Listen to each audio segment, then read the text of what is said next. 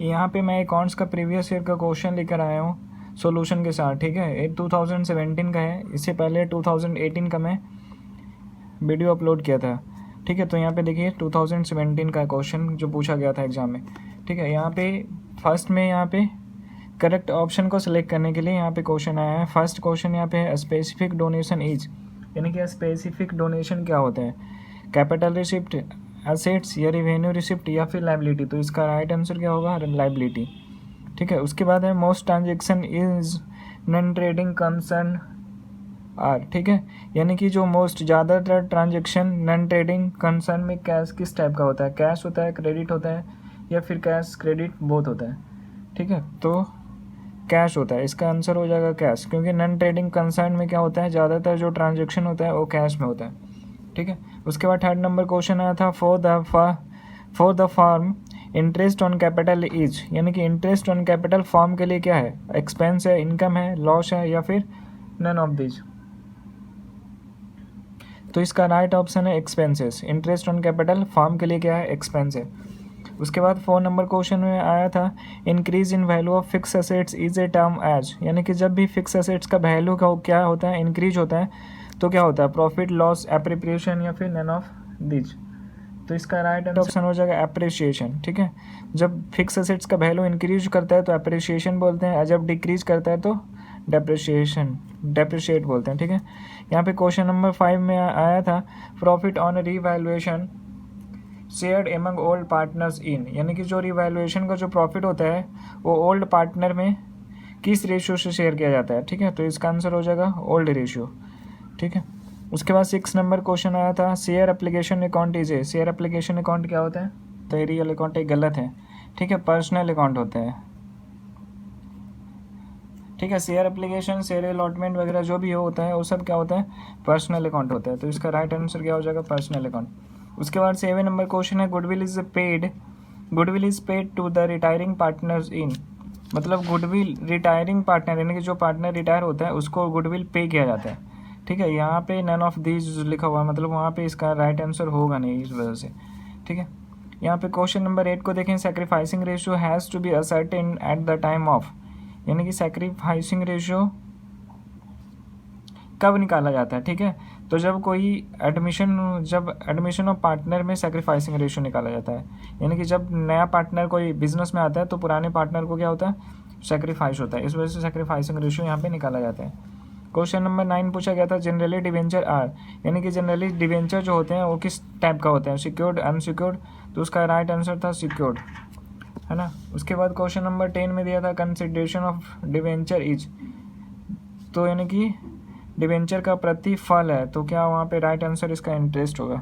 उसके बाद 11 number question दिया था describe the capitalization method of valuation of goodwill, यानी कि हमें वैल्यूएशन ऑफ गुडविल का 3 मेथड जो होता है, average profit method, super profit method और थर्ड में जो होता है कैपिटलाइजेशन मेथड, है ना। तो कैपिटलाइजेशन मेथड के बारे में यहाँ पे डिस्क्राइब करना है, ठीक है। तो ये आप लोग को पता होगा, बुक में मिल जाएगा, वहाँ से चेक कर लीजिएगा, ठीक है। उसके बाद क्वेश्चन नंबर 12 आया था व्हाट इज़ कैपिटल रिजर्व, यानी कि कैपिटल रिजर्व क्या है। इसके बाद क्वेश्चन नंबर 13 आया था Mohan is a partner in a firm, यानी कि मोहन एक फॉर्म में पार्टनर है। He withdraw the following amount during the year 2016, और वो क्या करता है, ड्यूरिंग द ईयर क्या करता है, विड्रॉ करता है अमाउंट। 31 जनवरी को 1000, 31 मार्च को 800, 1 जून को 1200, अगस्त 1 को 800, अक्टूबर 31 को 1000। और यहाँ पे बोला गया इंटरेस्ट ऑन डोरिंग जो है वो 6% पर एनम है, तो हमें क्या करना है, कैलकुलेट करके दिखाना है इंटरेस्ट ऑन डोरिंग। ये भी मोस्ट इंपॉर्टेंट क्वेश्चन है, ये लगभग सब ये हर साल इस टाइप का क्वेश्चन पूछा जाता है, ठीक है। तो ये मोस्ट इंपॉर्टेंट क्वेश्चन में आता है शामिल है, ठीक है। तो यहाँ पे देखिए इसका कैलकुलेशन कैसे करेंगे, तो यहाँ पे क्या करेंगे, calculation of interest on drawing लिखेंगे, और यहाँ पे जो जो डेट में पैसा निकाला गया सभी को लिख लेंगे। 31 जनवरी को 1000, 31 मार्च को 800, 1 जून को 1000, सभी को लिख लिए। इसके बाद क्या करेंगे, रेट ऑफ इंटरेस्ट यहाँ पे 6% है, तो 6/100 सभी में करेंगे, इंटू 6/100 सभी में इंटू 6/100 कर देंगे, ठीक है। इसके बाद इंटू क्या करना है, तो देखिए 31 जनवरी को ड्राइंग किया, तो 31 जनवरी को एक साल में 12 महीना होता है, जिसमें अगर जनवरी से दिसंबर तक मानते हैं तो 31 जनवरी को ड्राइंग किया गया, ठीक है। तो बाकी का रिमेनिंग कितना मंथ बचा, 11 मंथ, तो यहाँ पे 11/12 करेंगे। ठीक है, तो यहाँ पे 55 आ जाएगा। उसी प्रकार यहाँ पे क्या करेंगे, इनटू क्या करेंगे 9/12 क्यों किया, क्योंकि 31 मार्च को ड्राइंग किया, यानी कि जनवरी फरवरी मार्च 3 महीना तो कंप्लीट हो चुका। 3 महीने के बाद पैसा ड्राइंग किया गया, तो बाकी का रिमेनिंग मंथ कितना बचा, 9 मंथ, तो इसलिए 9/12 हो गया। ठीक है, और इसका 36 कैलकुलेशन करने पे आ गया। फिर वैसे ही 1 जून को कितना होगा, तो जून तक तो नहीं, जून नहीं, मई तक समाप्त हो गया ना, 1 जून को ड्राइंग किया, तो जून से कैलकुलेट होगा रिमेनिंग मंथ। तो जून जुलाई ऐसे करके दिसंबर तक कैलकुलेट कीजिएगा तो 7 मंथ आएगा, तो 7/12 हो गया। ठीक है, उसी तरह 1 अगस्त को ड्राइंग किया गया, तो अगस्त से कैलकुलेट कीजिएगा, अगस्त सितंबर अक्टूबर नवंबर दिसंबर 5 मंथ आया, तो 5/12 हो गया, यानी कि 20। उसी तरह यहाँ पे 31 अक्टूबर को ड्राइंग किया, तो कितने मंथ बचा, अक्टूबर तो समाप्त हो गया, 31 बचा कितने मंथ, रिमेनिंग जो मंथ बचा वो नवंबर और दिसंबर 2 महीने बचा। ठीक है, तो यहाँ पे 2/12 हो जाएगा। ठीक है, इसका 10 आ जाएगा। फिर सभी को ऐड कर दीजिएगा, 160 टोटल। एक आ गया इंटरेस्ट ऑन ड्राइंग। ठीक है, तो यही आ गया 163 इंटरेस्ट ऑन ड्राइंग। यहाँ पे 14 नंबर क्वेश्चन जो पूछा गया था, Jharkhand limited was registered with A capital of ₹10 lakh divided into share of 10 rupees. मतलब झारखंड लिमिटेड एक कंपनी है जो रजिस्टर्ड है 10 लाख रुपीज़ कैपिटल से। ठीक है, जो कि 10 रुपये वाले शेयर में डिवाइडेड है। फिर आगे में बोला the company purchase a machine for ₹1,50,000 from Bihar limited. मतलब झारखंड लिमिटेड क्या करता है कि एक मशीन परचेज कर लेता है, किससे परचेज करता है, तो बिहार लिमिटेड से। मशीन का प्राइस यहाँ पे बता दिया 1,50,000। आगे में बोला गया Jharkhand limited issue fully paid equity share of ₹10 each in satisfaction of the claim. मतलब इसके बदले में बिहार लिमिटेड को क्या करता है झारखंड लिमिटेड, कि वो 1.5 लाख रुपये नहीं दे करके क्या करता है, उससे शेयर इशू कर देता है 10 रुपये वाले। अब यहाँ पे बोला है क्वेश्चन में कि give general entry of the above transaction if, और उसको जनरल एंट्री आपको करके दिखाना है। इफ़ यहाँ पे 2 ऑप्शन दिया है। फर्स्ट ऑप्शन में दिया if share issue at par value, यानी कि जब शेयर को पार वैल्यू पे इशू किया जाता है तब जनरल एंट्री क्या होगा। और सेकंड में बोला है कि यदि शेयर को 20% प्रीमियम पे इशू किया जाता है तब उस कंडीशन में जनरल एंट्री क्या होगा। तो देखिए इसका जनरल एंट्री कैसे बनेगा। जो परचेज किया झारखंड लिमिटेड उसका जनरल एंट्री होगा, तो यहाँ पे general entry in the books of machine purchase किया, तो मशीन अकाउंट डेबिट हो गया 1,50,000 का, और टू बिहार लिमिटेड हो गया 1,50,000। Being machine purchase from Bihar limited. ठीक है, सेकेंड एंट्री क्या होगा। सेकंड में यहाँ पे A1 2 करके 2 ऑप्शन दिया, दोनों का अलग अलग बनाया गया है इसमें।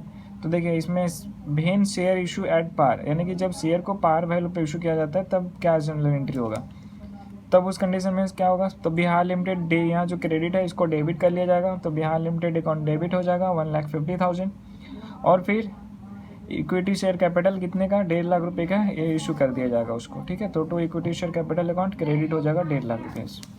यहाँ पे वर्किंग करके भी दिखाया हुआ है। अगर हम पार वैल्यू पे करते हैं इशू तो क्या होगा, पेमेंट कितना करना है 1,50,000, तो 1,50,000 डिवाइडेड बाई शेयर का ओरिजिनल प्राइस 10 रुपीज़ है, इस वजह से 10 से डिवाइड किया गया, तो कितना आ गया 15,000, ये शेयर आ गया। ठीक है, और ये शेयर का प्राइस 10 रुपये है, तो 10 से इंटू कर दिया गया, तो टोटल 1.5 लाख रुपये आ गया। तो ये 15,000 शेयर है ना, तो इसको लिख देंगे नरेशन में, being 15,000 share issue eight the rate of 10 each. Second यहाँ पे पूछा गया है शेयर इशू है 20% प्रीमियम, यानी कि जब 20% प्रीमियम के साथ इशू किया जाएगा तो क्या होगा। तो यहाँ पे वर्किंग किया हुआ है, देखिए 20% प्रीमियम। अमाउंट कितना पेमेंट करना है बिहार लिमिटेड को, 1.5 लाख रुपया, तो यहाँ पे बिहार लिमिटेड अकाउंट डेबिट हो जाएगा 1,50,000। ठीक है, और यहाँ पे वर्किंग कैसे करेंगे, तो 1,50,000 डिवाइड बाई 12। ये 12 कैसे आया, तो शेयर का दाम 10 रुपीज़ है ना, और वो प्रीमियम पे 20% प्रीमियम पे है, तो 20/100 करेंगे तो ये कितना आ जाएगा, 2 रुपीज़ आ जाएगा। ठीक है, 2 रुपये आ जाएगा। ठीक है, तो ये 2 रुपया क्या हो गया प्रीमियम, और शेयर का दाम 10 रुपया था, टोटल यानी कि 12 रुपया हो गया। तो यहाँ पे 12 से क्या किया गया, डिवाइड किया गया, तो ये आ गया 12,500। ये क्या आ गया, शेयर 10 रुपये वाला, यानी कि टोटल प्राइस 1,25,000। तो यहाँ पे शेयर कैपिटल अकाउंट में 1,25,000 लिखेंगे, और बाकी जो पैसा बचेगा वो सिक्योरिटी प्रीमियम रिजर्व हो जाएगा। और यहाँ पे नरेशन में लिख देंगे being 12,500 share issue eight ₹10 each with premium of 20%। 15 number question आया था, Amit limited and infrastructure company issue 60,000 10% debenture of 100 each यानी कि अमित लिमिटेड एक इंफ्रास्ट्रक्चर कंपनी है जो 60,000 क्या करता है, शेयर इशू करता है, डिवेंचर इशू करता है 10% वाले, ठीक है। और डिवेंचर का दाम कितना है, 100 रुपीज़। कब इशू करता है, यहाँ पे डेट बता दिया गया 1 जनवरी 2010, ठीक है। आगे में बोला गया है रिडीमेबल ऑन 1 जनवरी 2015, जो रिडीमेबल कब होगा, 2015 1 जनवरी को। आगे में बोला गया है pass necessary general entry according to SEBI guideline, यानी कि हमें जनरल एंट्री करके दिखाना है सेबी गाइडलाइन के अकॉर्डिंग, है ना। और जनरल एंट्री किसका करना है, तो इशू और रिडम्पशन दोनों। 16 नंबर क्वेश्चन को देखेंगे तो यहाँ पे लिखा हुआ है JK limited invited application for ₹5 lakh share of ₹10 each, ठीक है। यानी कि JK लिमिटेड क्या करता है, 5 लाख शेयर इशू करता है 10 रुपये वाला। Payment were made as follow, payment कैसे करना है, तो एप्लीकेशन पे 2 रुपया, अलॉटमेंट पे 3 रुपया, फाइनल पे 5 रुपया। आगे में बोला all the share were applied for 8,000 fully paid share issue to promoters. यहाँ पे लिखा हुआ 8,000 फुल्ली पेड शेयर था, वो क्या करता है, प्रमोटर्स को इशू कर दिया जाता है उसके सर्विस के लिए। आगे में बोला गया share issue expenses amounted to 16,000, और एक्सपेंस हुआ शेयर इशू करने में, एक्सपेंस कितने का हो गया, तो 16,000 का। तो आपको करना क्या है, तो जनरल एंट्री बनाकर दिखाना है। कितना था, यहाँ पे 5 लाख शेयर है 10 रुपये वाला, तो यहाँ पे 5 लाख इंटू 10 हो जाएगा। एप्लीकेशन पे 2 रुपया है तो 5 लाख इंटू 2 10 लाख हो जाएगा। अलॉटमेंट पे कितना है, 5 लाख इंटू अलॉटमेंट बने 3 रुपया था तो 5 लाख इंटू 3 15 लाख हो गया। फाइनल पे कितना है, 5 रुपया था तो 5 लाख इंटू 5 25 लाख हो गया। एंट्री कैसे करेंगे, bank account debit to share application account 10 lakh करेंगे, फिर एप्लीकेशन को डेबिट करके कैंसिल करके पैसे को कहाँ ट्रांसफ़र कर देंगे, शेयर कैपिटल में, तो 10 लाख हो जाएगा। उसके बाद ये दोनों एप्लीकेशन का एंट्री है। फिर अलॉटमेंट का एंट्री होगा, share allotment account to share capital account, है ना। यहाँ पे 15,000 लिखा हुआ है, 15 लाख, तो यहाँ पे वही अमाउंट यहाँ पे भी 15 लाख लिख दिए। फिर इसके बाद बैंक में पैसा आएगा तो बैंक अकाउंट डेबिट हो जाएगा और टू शेयर अलॉटमेंट हो जाएगा, ठीक है। ये दोनों अलॉटमेंट का एंट्री हो गया। फिर फाइनल का एंट्री क्या होगा, तो share final call account debit to share capital account 25 lakh हो जाएगा, ठीक है। यहाँ पे 25 लाख रुपया है लिखा हुआ, ठीक है। उसके बाद बैंक में पैसा आएगा तो बैंक अकाउंट डेबिट हो जाएगा, टू शेयर फाइनल कॉल हो जाएगा 25 लाख। ये दोनों फाइनल कॉल का एंट्री हो गया। उसके बाद इस क्वेश्चन में 2 एक्स्ट्रा, इसके लिए 8,000 शेयर इशू किया गया, और फिर शेयर इशू करने में यहाँ पे 16,000 का एक्सपेंस खर्चा भी हुआ है। तो देखिए वो दोनों का एंट्री कैसे होगा, तो शेयर इशू एक्सपेंसेस जो 16,000 हुआ है उसको डेबिट कर लेंगे और टू बैंक यहाँ हो जाएगा। उसके बाद यहाँ पे 8,000 शेयर किसके लिए इशू किया, प्रमोटर्स को। तो प्रमोटर्स को जो भी शेयर इशू किया जाता है उसे गुडविल बोल कर हम दिखाते हैं। तो यहाँ पे गुडविल अकाउंट डेबिट हो गया है ना, कितना 8,000, और शेयर का दाम कितना था 10 रुपया, तो 8,000 इंटू 10 हो जाएगा, यानी कि 80,000, ठीक है। और टू शेयर कैपिटल हो जाएगा 80,000, being 8,000 share issue to promoters. इसके बाद क्वेश्चन नंबर 17 है, यहाँ पे दिया है Mohan limited issue 6,000 10% debenture of ₹100, यानी कि मोहन लिमिटेड एक कंपनी है जो क्या करता है 6,000 10% डिवेंचर इशू करता है। कितने रुपये वाला, तो 100 रुपीज़ वाला, है ना। At a premium of 10% premium पे इशू कर रहा है। Amount was payable as follow, application पे 20 रुपीज़ मांगा गया है, और अलॉटमेंट पे जो बैलेंस अमाउंट है उसमें इंक्लूडिंग प्रीमियम करके क्या करना है, मांगा जाना है, ठीक है। आगे में बोला है all debenture were allotted and amount were fully received, यानी कि सारा डिवेंचर इशू किया गया और सारा पैसा भी प्राप्त हो गया।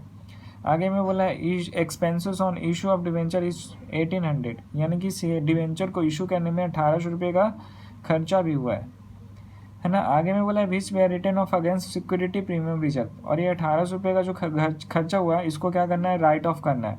किससे राइट ऑफ करना है, तो सिक्योरिटी प्रीमियम रिजर्व से, ठीक है। तो देखिए यहाँ पे कैसे बनाएंगे, तो यहाँ पे 6,000 इंटू क्या करेंगे 110 कैसे हुआ, तो शेयर का दाम तो 100 रुपया था और 10% प्रीमियम, तो यानी कि 100 का 10% कितना हो जाएगा 10 रुपीज़ होगा, तो ये 10 रुपया प्रीमियम है, ठीक है। तो 100 + 10 110 हो गया, ठीक है। एप्लीकेशन पे कितना मांगा जाना था 20, तो यहाँ एप्लीकेशन अकाउंट हो गया 20।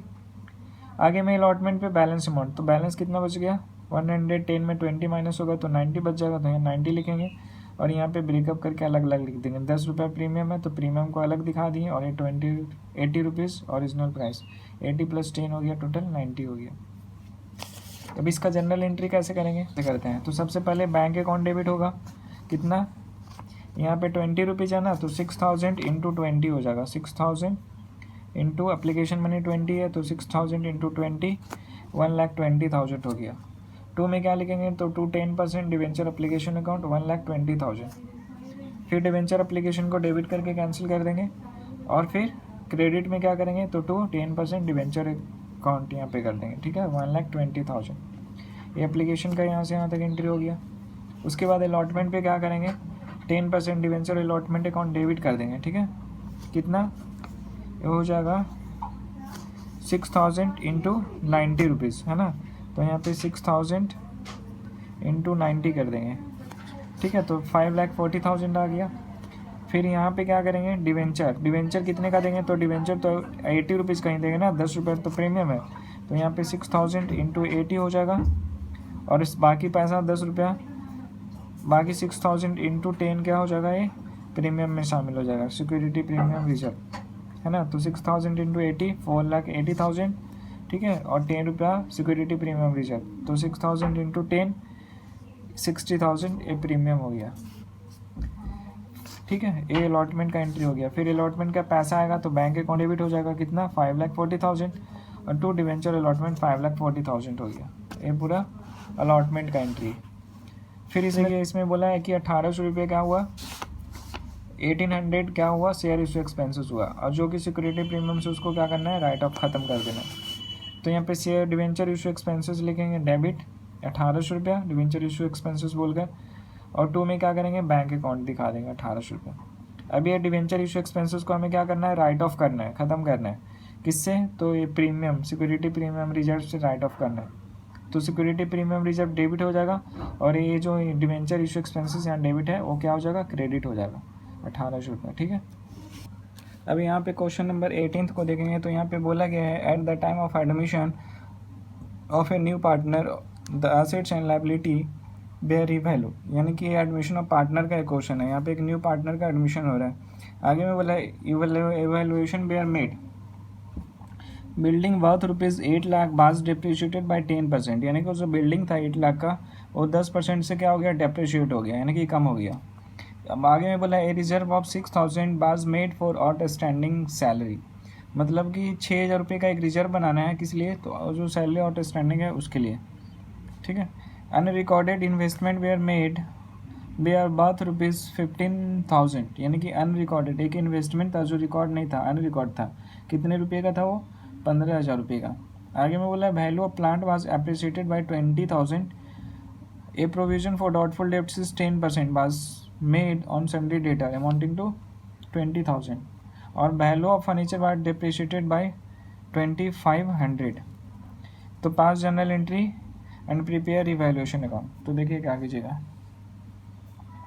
तो यहाँ पे बिल्डिंग है जो 8 लाख का था वो 10% से कम हो गया।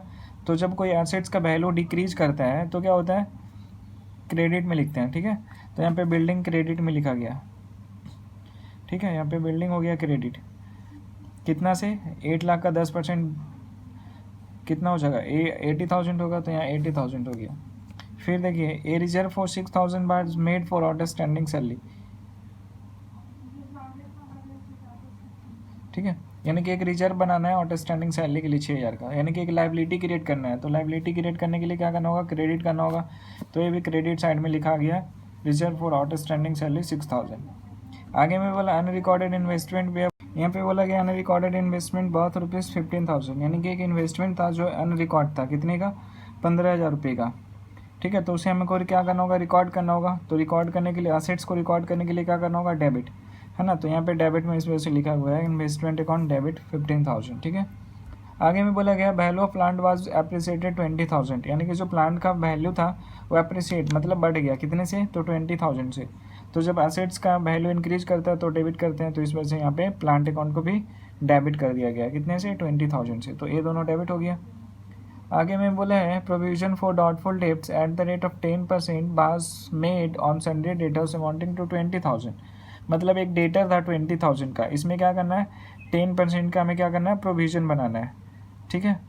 तो 20,000 का 10% कितना आ जाएगा, 2,000। तो इसका प्रोविजन क्रिएट करना है, यानी कि लाइबिलिटी क्रिएट करना है, तो भी क्रेडिट साइड हो जाएगा, provision for bad debts account, ठीक है। ये 20,000 टोटल 20,000 का क्रेडिट करना है, ठीक है। तो 20,000 यहाँ पे हो गया।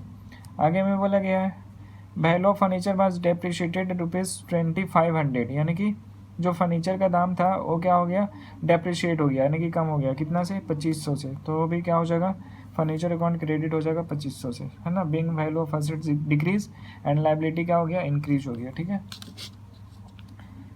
अब ये जनरल एंट्री तो हो गया। अब इसके बाद क्या करना है, इसका रिवैल्यूएशन अकाउंट बनाना है। क्रेडिट साइड में कुछ नहीं है तो रिवैल्यूएशन लिख दिया गया, और इसका डेबिट साइड में कुछ नहीं था तो रिवैल्यूएशन लिख दिया गया, ठीक है। अब इसका रिवैल्यूएशन अकाउंट बनाएंगे। रिवैल्यूएशन अकाउंट कैसे बनाएंगे, तो देखिए यहाँ पे रिवैल्यूएशन अकाउंट ओपन किए, इसका लेजर रिवैल्यूएशन यहाँ क्रेडिट साइड में है, तो क्रेडिट साइड में ये दोनों को लिखेंगे, प्लांट और इन्वेस्टमेंट को। तो यहाँ पे बाय प्लांट और बाय इन्वेस्टमेंट दोनों हो गया 20,000 और 15,000। फिर यहाँ पे रिवैल्यूएशन डेबिट है तो इसका डेबिट साइड में क्या करेंगे, ये सभी को लिखेंगे। Building account 80,000, reserve for outstanding salary 6,000 और प्रोविजन फॉर बैड डेब्ट्स 20,000 और फर्नीचर 2,500 का, ठीक है। इसके बाद क्या करेंगे, इधर का अमाउंट ज़्यादा आएगा 1,08,500, तो अमाउंट को इधर ट्रांसफ़र करेंगे और यहाँ पे बैलेंस शीट निकल के आ जाएगा। ये क्या हो जाएगा, by loss transfer to old partners account. 19th number question को देखिए, तो यहाँ पे बोला गया है A and B are partners who share profit in the ratio of 3:2, मतलब दो पार्टनर था, ए और बी दोनों का रेशियो क्या था, 3:2। आगे में लिखा हुआ है दे एडमिटेड सी, यानी कि सी एक नया पार्टनर को क्या कर रहा है, एडमिट कर रहा है, कितने शेयर के लिए, तो 1/6 शेयर के लिए। On the date of admission their balance sheet as follow, है ना। और यहाँ पे उसका बैलेंस शीट दे रखा है जब नया पार्टनर सी का एंट्री हो रहा था बिजनेस में तब का, ठीक है। आगे में बोला है at the time of C admission following terms were agree upon, यानी कि जब सी एडमिशन हो रहा था सी का बिजनेस में तो वहाँ पे ये सब टर्म है जो एग्री किया जा रहा था। जैसे यहाँ पे फर्स्ट में दिया the value of stock to be increase by ₹2400, है ना। जब सी का एडमिशन हो रहा था तो स्टॉक का जो वैल्यू था इंक्रीज कर गया था 2400 रुपये से, ठीक है। फिर provision for doubtful debts is to be decrease, यानी कि कम हो गया था 1200 रुपये से, ठीक है, यानी कि डेटर 1200 रुपये से कम हो गया। फिर आगे में बोला है the value of furniture B decrease by 3200, यानी कि फर्नीचर का जो वैल्यू है वो कम हो गया 3200 रुपये से। आगे में बोला गया the liability of workman compensation is expected to be 18,000, यानी कि जो वर्कमैन कंपनसेशन फंड था, जो लाइबिलिटी था यहाँ पे, उसका एक वैल्यू कितना तय किया गया, 18,000 रुपया। She bring 15,000 share of capital and 10,000 his share of premium in cash, मतलब सी जब बिजनेस में आया तो 15,000 रुपया अपना कैपिटल का लेकर आया और 10,000 अपना प्रीमियम में, यानी कि गुडविल का पैसा वो लेकर आया।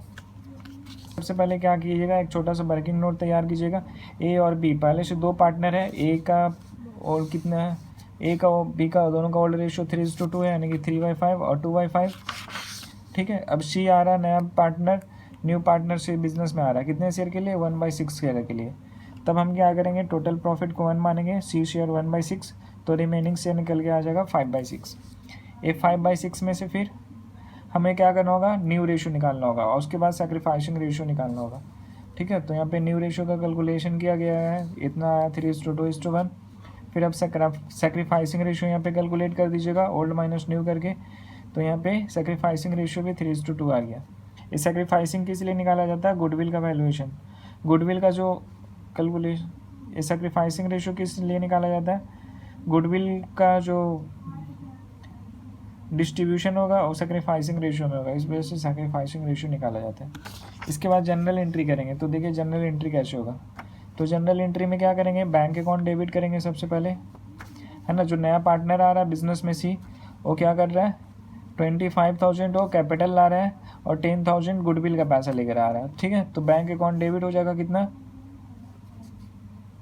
सॉरी, सी जो है बिजनेस में वो 15,000 रुपये अपना कैपिटल का ला रहा है और 10,000 गुडविल का ला रहा है, यानी कि टोटल वो कितना ला रहा है, 25,000 ला रहा है। तो बैंक अकाउंट डेबिट 25,000 होगा और कैपिटल उसका कितना हो जाएगा, 15,000 और प्रीमियम फॉर गुडविल हो जाएगा 10,000।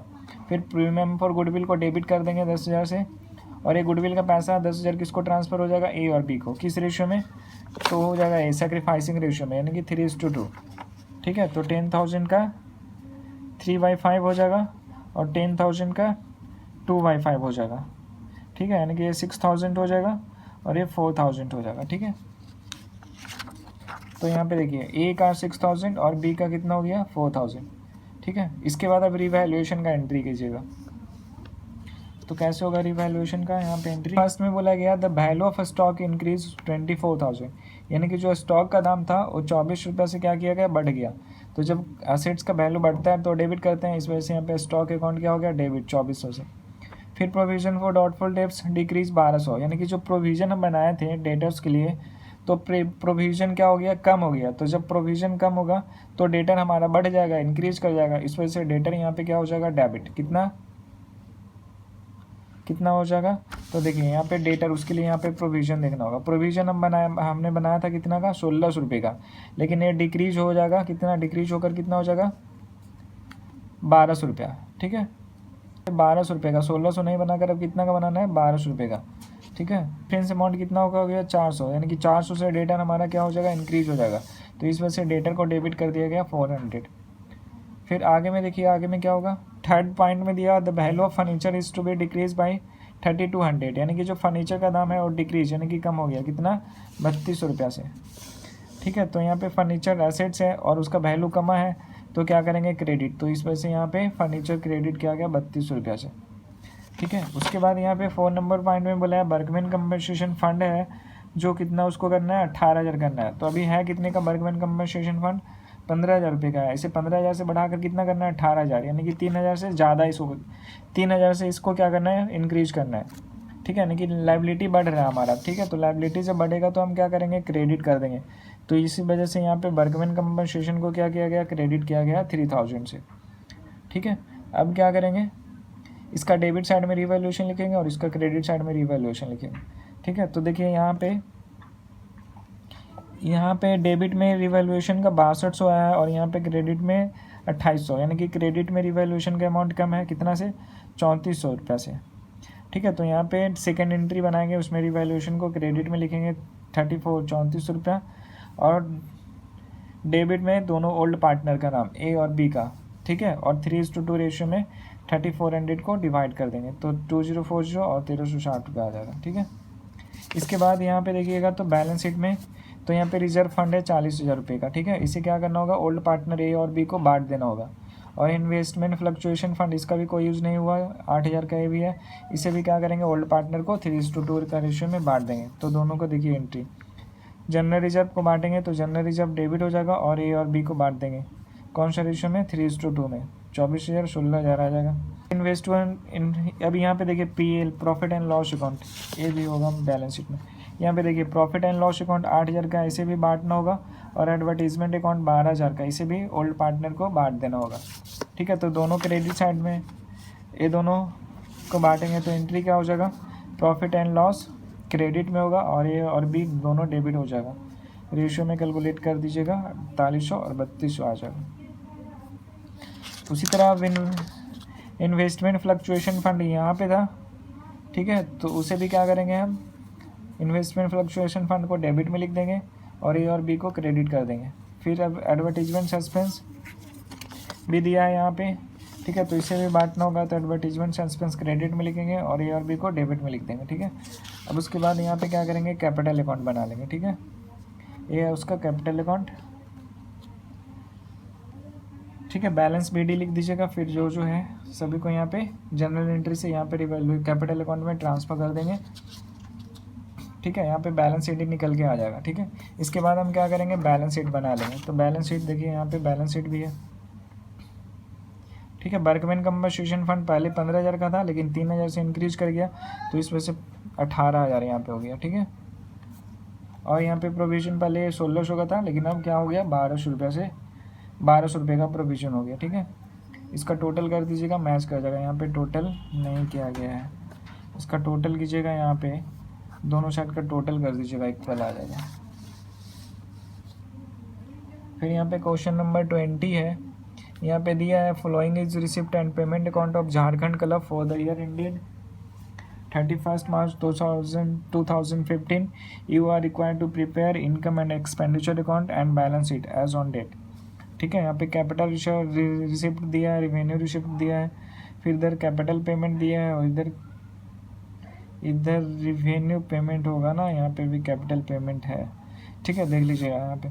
उसका एडजस्टमेंट में यहाँ पे दिया आउटस्टैंडिंग सब्सक्रिप्शन दिया 2014-15 का 200 रुपया, फिर आउटस्टैंडिंग सैलरी है यहाँ पे 125, फिर सब्सक्रिप्शन रिसीव किया गया है 75 रुपया 2015-16 के लिए, फिर इंश्योरेंस वाज पेड अप दिसंबर 2015, ठीक है। तो इसे देखिए बनाएंगे कैसे, तो यहाँ पे लिखेंगे हेडिंग में income and expenditure account of Jharkhand club for the year ending कितना 31 मार्च 2015, ठीक है। अब यहाँ पे इनकम साइड में क्या करेंगे कि जो जो इधर रिसिप्ट हुआ है उसको यहाँ पे इनकम साइड में ट्रांसफ़र करेंगे, सिर्फ इस साल का 2015 का, ठीक है। तो यहाँ पे देखिए क्या क्या होगा, इंट्रेंस फी, ये तो कैपिटल रिसिप्ट है, तो कैपिटल रिसिप्ट वाला तो इसमें जाएगा ही नहीं, इनकम एक्सपेंडिचर अकाउंट में, तो बैलेंस शीट में जाएगा, तो हम उसको देखेंगे नहीं ये तीनों को, ठीक है। हम यहाँ से स्टार्ट करेंगे। तो यहाँ पे सब्सक्रिप्शन रिसीव किए हैं 2000 रुपये का, ठीक है। तो यहाँ पे बाई सब्सक्रिप्शन हो जाएगा 2000 का। फिर यहाँ पे देखिए आउटस्टैंडिंग सब्सक्रिप्शन भी है 14-15 का, हम 14-15 ही बना रहे हैं सर। कितना आउटस्टैंडिंग है 200 रुपया, तो इस वजह से क्या होगा, आउटस्टैंडिंग को हम ऐड कर दिए, तो यहाँ पे कितना हो जाएगा 2200।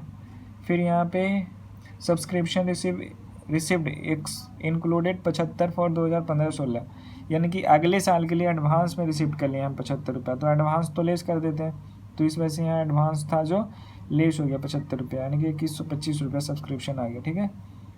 फिर आगे में देखिए इंटरेस्ट ऑन सिक्योरिटी कितना है 400, तो ये भी यहाँ पे ट्रांसफ़र हो जाएगा इंटरेस्ट ऑन सिक्योरिटी।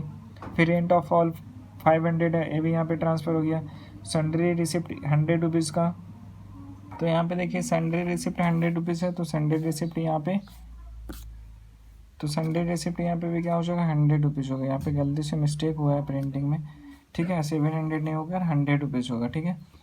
और इसके बाद क्या होगा, फिर इस साइड देखिए ये रिवेन्यू पेमेंट है, ठीक है।